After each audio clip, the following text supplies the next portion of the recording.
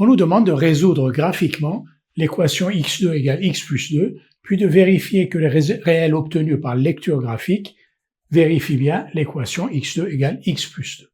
Alors, on a ici deux fonctions, la fonction qui a x fait correspondre à x2, la fonction qui a x fait correspondre à x plus 2. Ce sont des fonctions que l'on connaît. La première est la fonction carré, la deuxième est une fonction affine.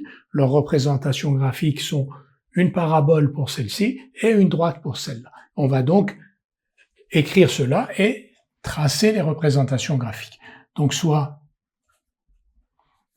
f, la fonction qui a x fait correspondre à x2, et g, la fonction qui a x fait correspondre à x plus 2. F est la fonction carré. Sa représentation graphique est une parabole. Sa représentation graphique dans un repère, on va prendre un repère orthonormé, donc sa représentation graphique dans un repère orthonormé est une parabole P, que l'on a dessinée ici.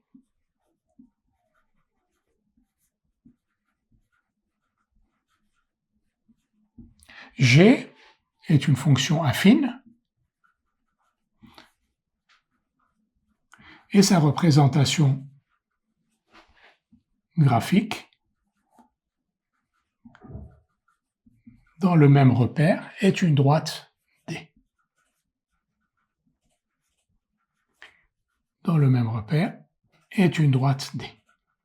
Une fois que l'on a planté le décor, donc on va maintenant dessiner, représenter D et la parabole P. La parabole P, vous savez la tracer, donc elle passe ici par 0, le point 1, 1, moins 1, 1, 2, 4, moins 2, 4. La droite D d'équation y égale x plus 2, pour la tracer, il faut trouver deux points, x égale 0, y égale 2, voilà un point, et ensuite par exemple, x égale moins 2, x égale moins 2, y égale 0. Et on a les deux points, on trace la droite D, on a la parabole P, et on cherche maintenant à résoudre graphiquement l'équation x2 égale x plus 2. On va donc dire que les solutions de l'équation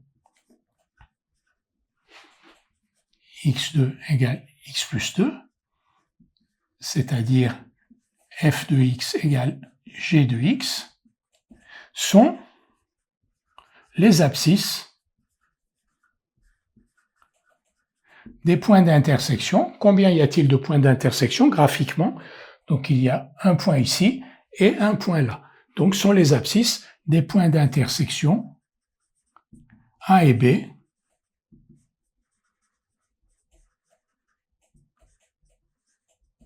des courbes. La parabole, on l'a appelée P, et la droite, on l'a appelée D. Et donc maintenant, par lecture graphique,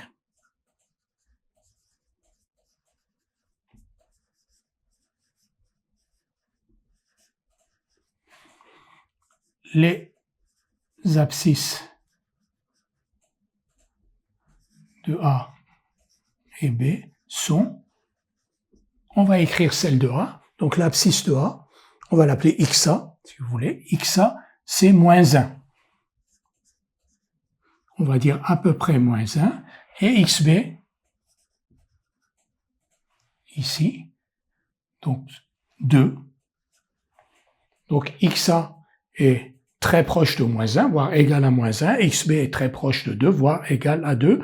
Donc, on dit que on a donc deux solutions à cette équation, f de x égale g de x, x2 égale x plus 2, et que par lecture graphique, il apparaît que ces deux solutions sont moins 1 et 2, avec une petite incertitude pour marquer que ce n'est pas une solution trouvée algébriquement.